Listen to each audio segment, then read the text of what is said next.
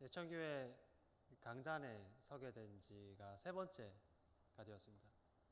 근데 오늘 처음 알게 되었는데 대예배당이 굉장히 크네요.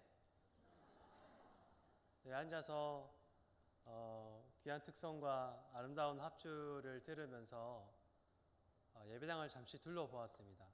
둘러보면서 그런 생각을 좀 하게 됐습니다. 지금쯤이면 하나님께서는 어디쯤 앉아 계실까? 원고에 없는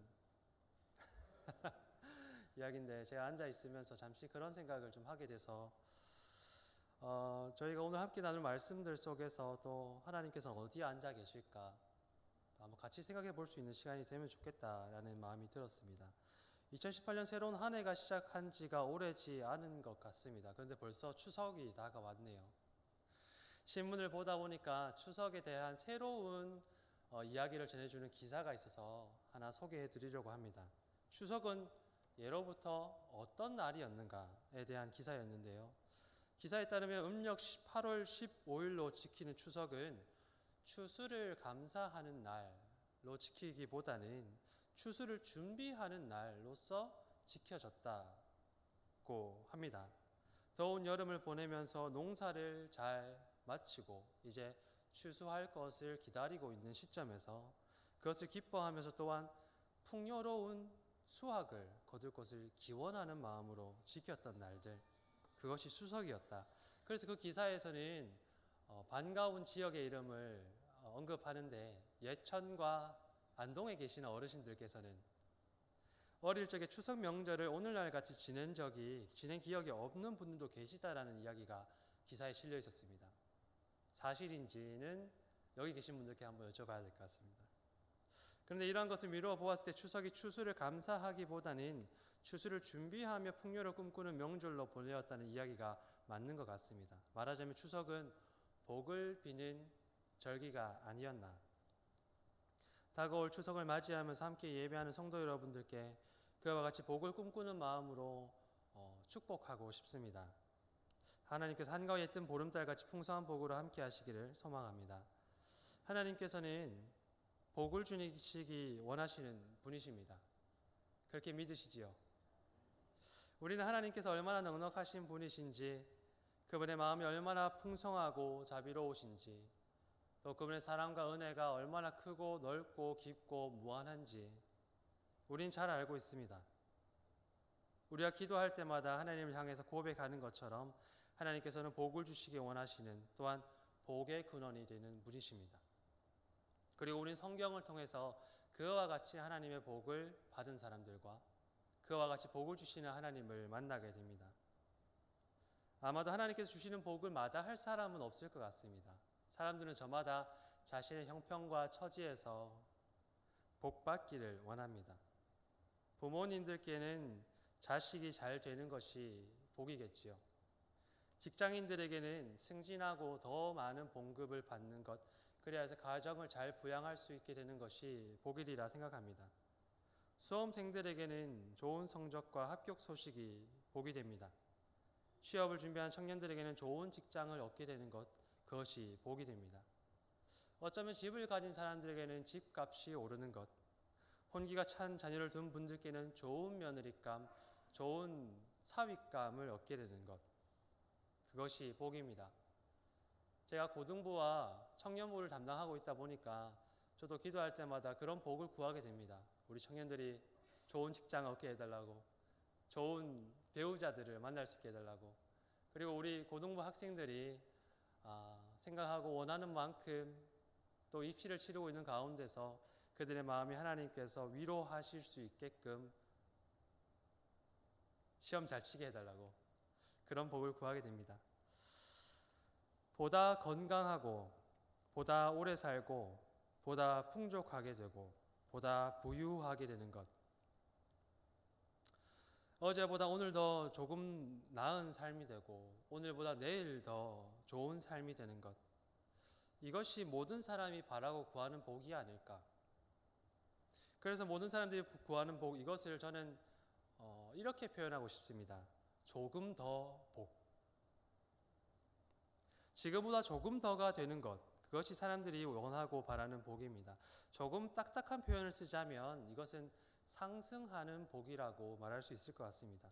마치 사다리를 타고 위로 올라가는 것처럼, 계단을 타고 위로 올라가는 것처럼 낮은 데 머물기보다는 높은 데 오르기를 바라는 것, 이것이 모든 이들이 구하는 상승하는 복이 아닌가. 그런 까닭에 복을 구하는 사람들은 저마다 자신의 손으로 분주하게 됩니다. 마치 달리기 경주를 하듯이 모든 사람들이 상을 얻기 위해 힘껏 달리는 것과 같습니다. 오늘 본문을 보시면 제자들도 그런 모습들을 보여주고 있습니다. 제자들은 자신의 손으로 복을 구하는 사람들의 모습을 보여줍니다. 예수께서 하루는 제자들에게 이렇게 물으셨습니다. 너희는 나를 누구라고 하느냐?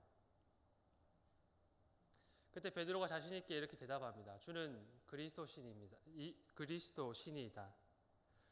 베드로의 대답을 들으신 후에 예수께서는 놀랍게도 이제 앞으로 예수께서 어떤 길을 걸어가셔야 하는가, 예수님의 삶은 어떤 삶이 되셔야 하는가, 그런 말씀을 하십니다.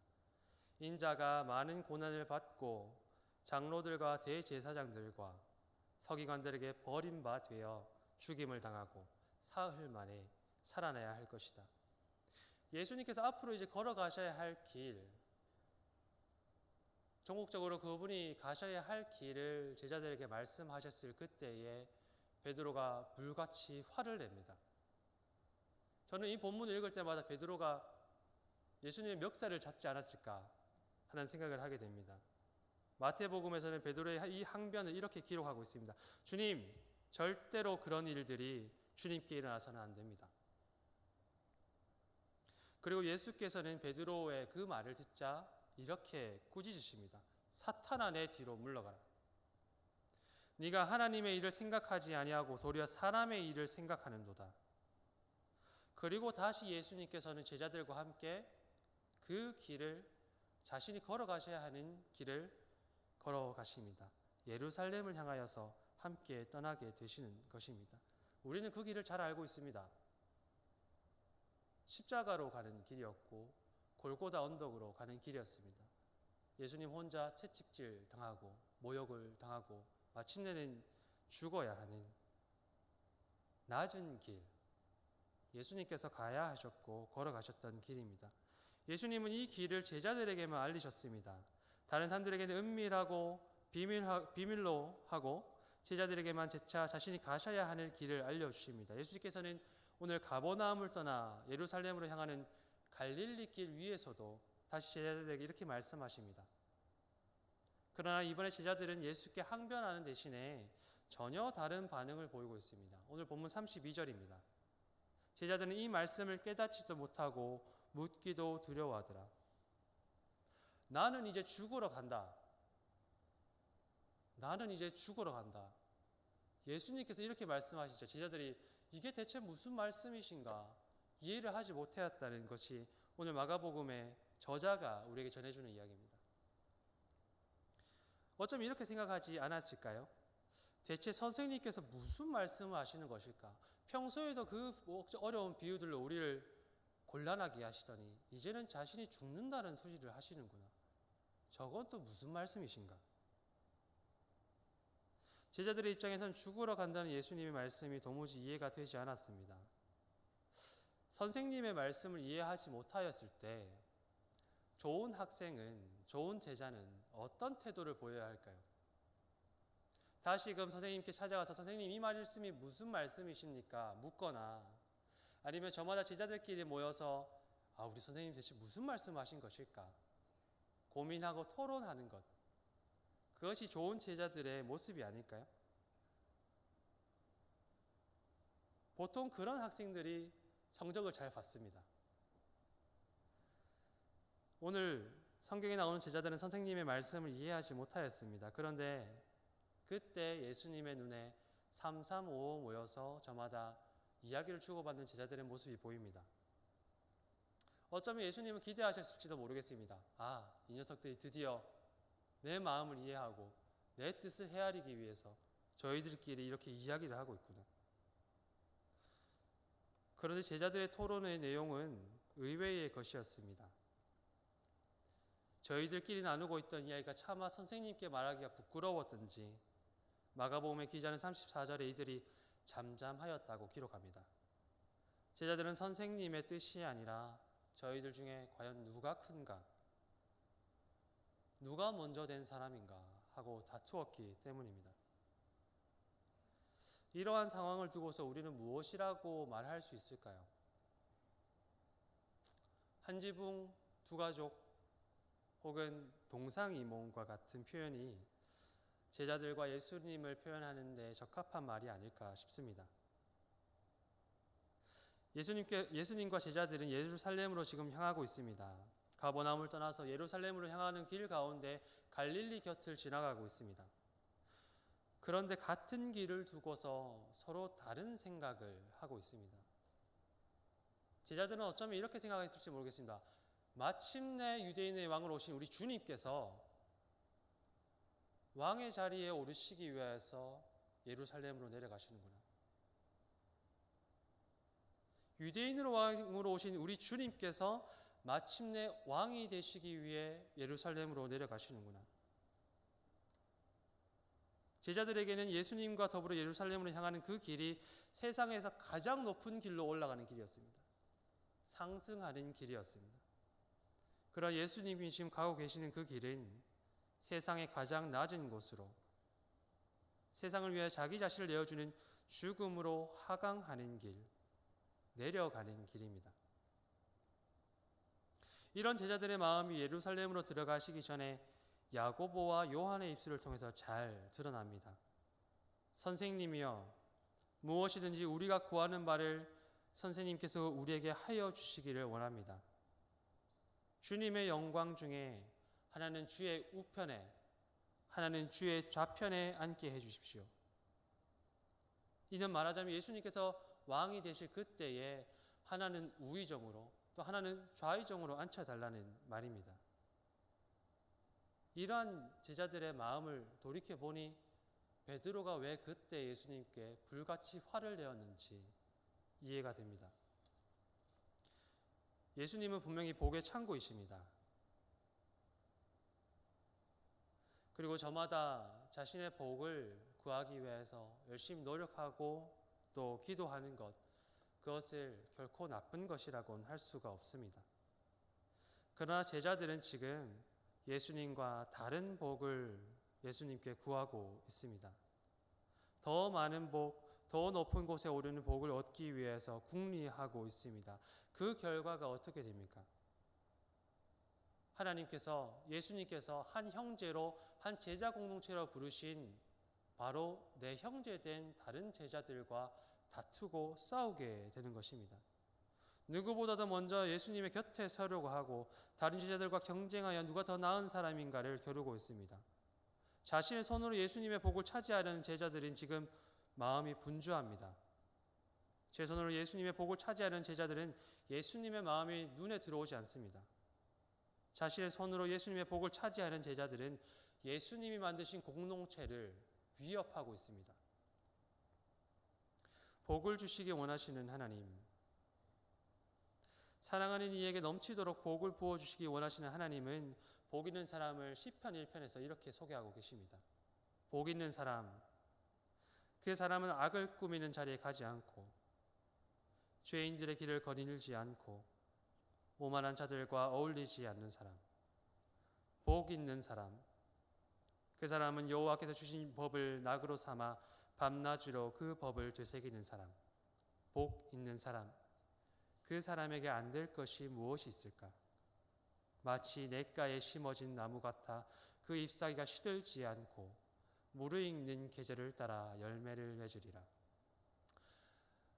하나님께서는 시편 1편을 통해서 우리가 복을 어떻게 받을 수 있을까 말씀하시지 않습니다. 대신에 이미 복을 받은 사람들은 어떤 사람들인가 전해주십니다.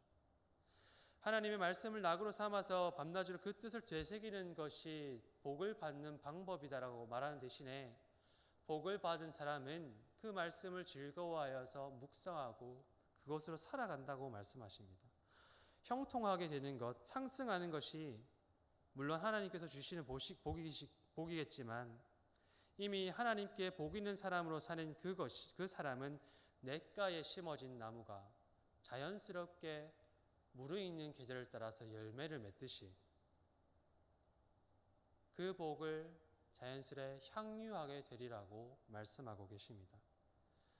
그리하여서 예수께서는 제 손으로 복을 찾는 제자들에게 더 높은 곳으로 올라가기를, 상승하기를 꿈꾸는 제자들에게 이와 같이 말씀하십니다. 첫째가 되고자 하는 사람은 꼴찌가 되어 모든 사람을 섬기는 사람이 되어야 한다. 나의 이름으로 이 어린아이 하나를 받아들이면 곧 나를 받아들이는 것이고, 나를 받아들이는 것은 나를 보내신 이 곧 하나님을 받아들이는 것이다. 예수께서 예루살렘으로 올라가시기 위해서가 아니라 내려가시기 위해서 걸어가시는 것처럼 하나님께 복 있는 사람은 하나님께서 계시는 그 낮은 자리에 처하는 사람입니다. 작은 이들 중에 작은 이인 어린아이들 예수님처럼 섬기는 사람, 그 사람이 바로 복 있는 사람입니다. 그 사람은 하나님과 더불어 사는 복을 누립니다. 하나님께서 계시는 곳에 그가 있기 때문에 그는 이미 복이 있는 사람입니다. 그리고 그에게는 시절을 따라, 무르익는 계절을 따라 시냇가에 심겨진 나무가 열매를 맺듯이 하나님의 풍성한 복이 자연스럽게 맺히게 될 것입니다. 예수께서 말씀하시는 것처럼 가장 낮은 자 아래에서 가장 낮은 자를 섬기는 것은 하나님을 영접하는 일이기 때문입니다. 풍성한 명절을 꿈꾸면서 주님의 사랑하는 교회가 되신 성도 여러분들께 이 복이 있기를 소망합니다. 세상 모든 사람들이 오르기를 원하는 그 복을 구하는 대신에 예수께서 가신 것처럼 낮은 데 거함으로써, 섬김과 사랑으로 낮은 데 처함으로써 하나님과 함께하는 그 복이 교회 여러분과 함께 하시기를 기도합니다. 그렇게 복 있는 사람, 낮은 데 계시는 하나님과 함께하기를 소망하며 섬기는 삶이 되심으로써 복 있는 사람이 되실 때 무르익는 계절을 따라 나무가 열매를 맺는 것처럼 그 삶의 풍성함이 교회 여러분들과 함께, 특별히 이 풍성한 추석 명절 가운데 함께 하시기를 기도합니다. 함께 기도하시겠습니다.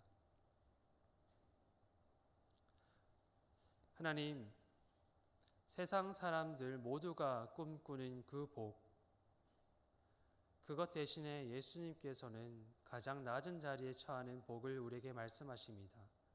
왜냐하면 그곳에 하나님께서 계시기 때문입니다. 복 있는 사람, 그 사람은 하나님과 함께하는 사람입니다. 우리의 믿음이 그런 믿음 되기를 소망합니다.